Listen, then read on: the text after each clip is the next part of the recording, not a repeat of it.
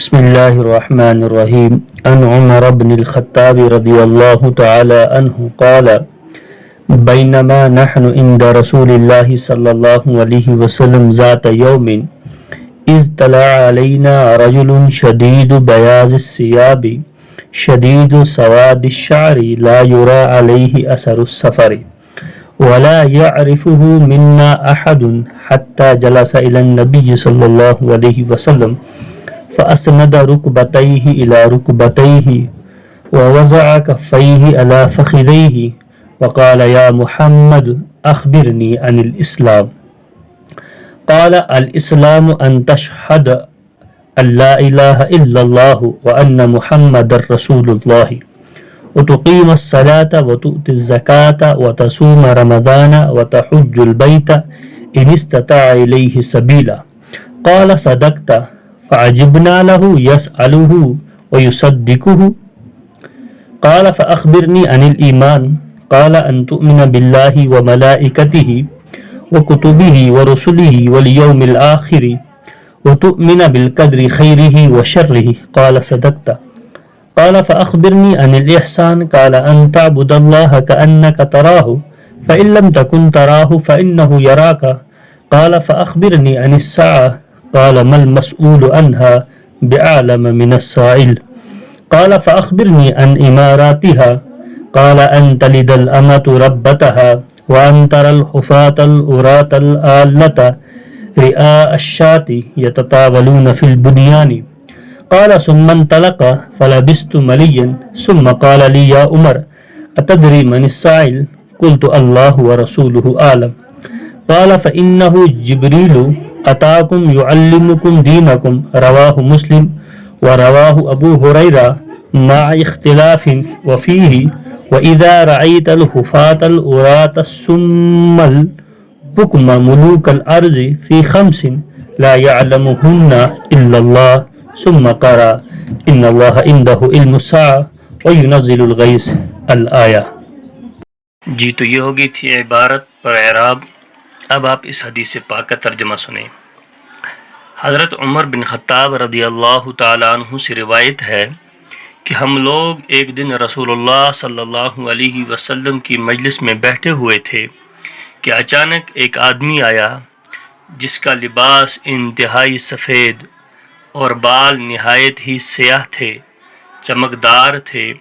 اس پر نہ تو سفر کی کوئی علامت تھی اور نہ ہی ہم میں سے کوئی اس کو پہچانتا تھا، اور رسول کریم صلی اللہ علیہ وسلم کے قریب آ کر بیٹھ گیا اور رعایت ادب کی وجہ سے اپنے گھٹنے آپ کے گھٹنوں سے ملائے اور اپنے دونوں ہاتھ اپنے گھٹنوں پر رکھ دیے۔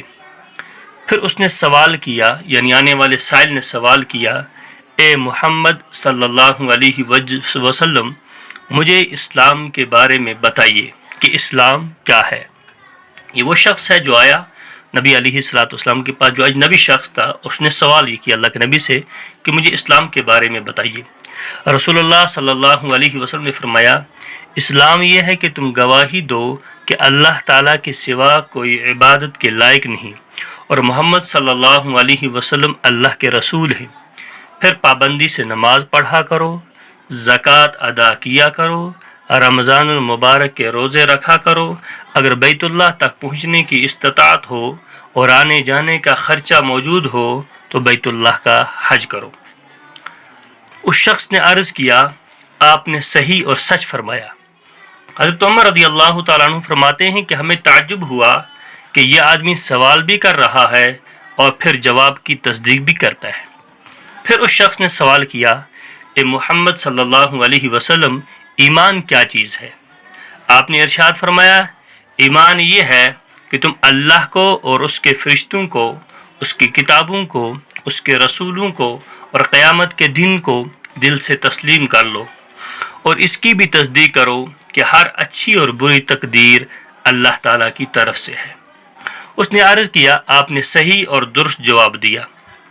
پھر اس شخص نے سوال کیا، اے محمد صلی اللہ علیہ وسلم، احسان کیا ہے؟ آپ صلی اللہ علیہ وسلم نے فرمایا، احسان یہ ہے کہ تم اللہ تعالیٰ کی عبادت اس طرح کرو گویا تم اسے دیکھ رہے ہو، اور اگر اس کیفیت کا تم استحضار ممکن نہیں تو پھر یہ خیال کر لو کہ اللہ تجھے دیکھ رہا ہے۔